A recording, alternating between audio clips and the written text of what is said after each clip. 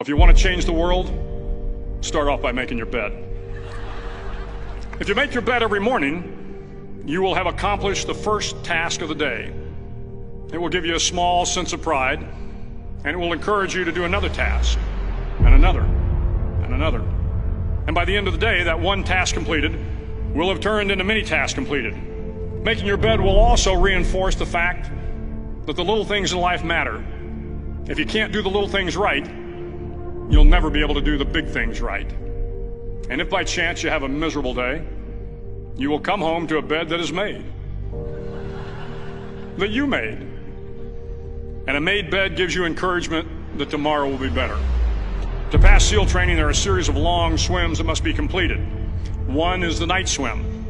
Before the swim, the instructors joyfully brief the students on all the species of sharks that inhabit the waters off San Clemente. They assure you, however, that no student has ever been eaten by a shark, at least not that they can remember. But you are also taught that if a shark begins to circle your position, stand your ground. Do not swim away. Do not act afraid. And if the shark, hungry for a midnight snack, darts towards you, then summons up all your strength and punch him in the snout, and he will turn and swim away. There are a lot of sharks in the world. If you hope to complete the swim, you will have to deal with them. So if you want to change the world, don't back down from the sharks. Over a few weeks of difficult training, my SEAL class, which started with 150 men, was down to just 42. There were now 6 boat crews of 7 men each. I was in the boat with the tall guys, but the best boat crew we had was made up of the little guys, the Munchkin crew, we called them. No one was over 5'5".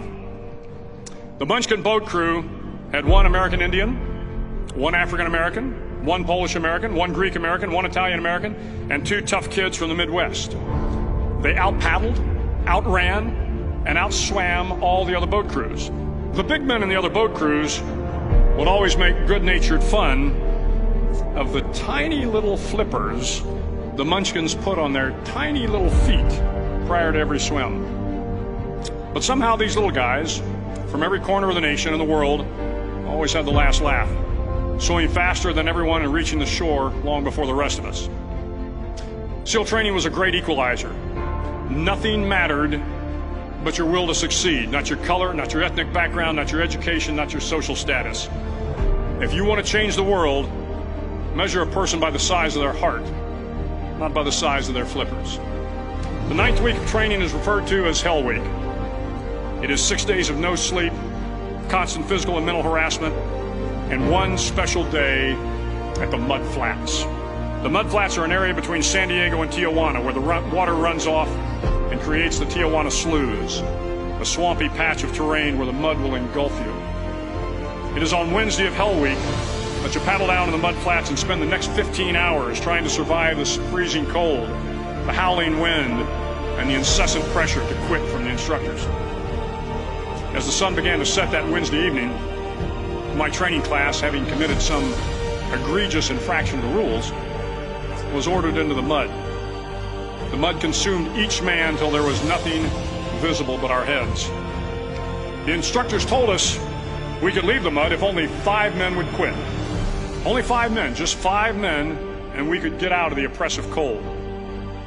Looking around the mud flat, it was apparent that some students were about to give up.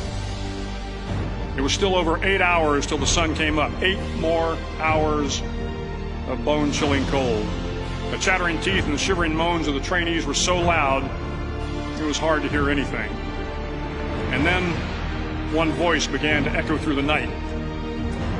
One voice raised in song. The song was terribly out of tune, but sung with great enthusiasm.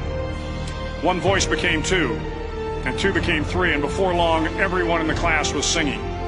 The instructors threatened us with more time in the mud if we kept up the singing, but the singing persisted, and somehow the mud seemed a little warmer, and the wind a little tamer, and the dawn not so far away.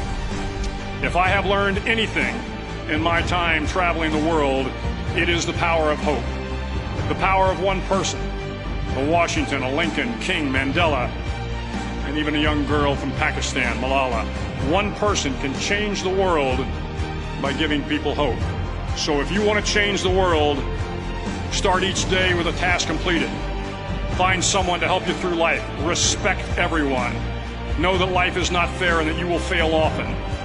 But if you take some risks, step up when the times are the toughest, face down the bullies, lift up the downtrodden, and never ever give up. If you do these things, the next generation and the generations that follow will live in a world far better than the one we have today. And what started here will indeed have changed the world for the better.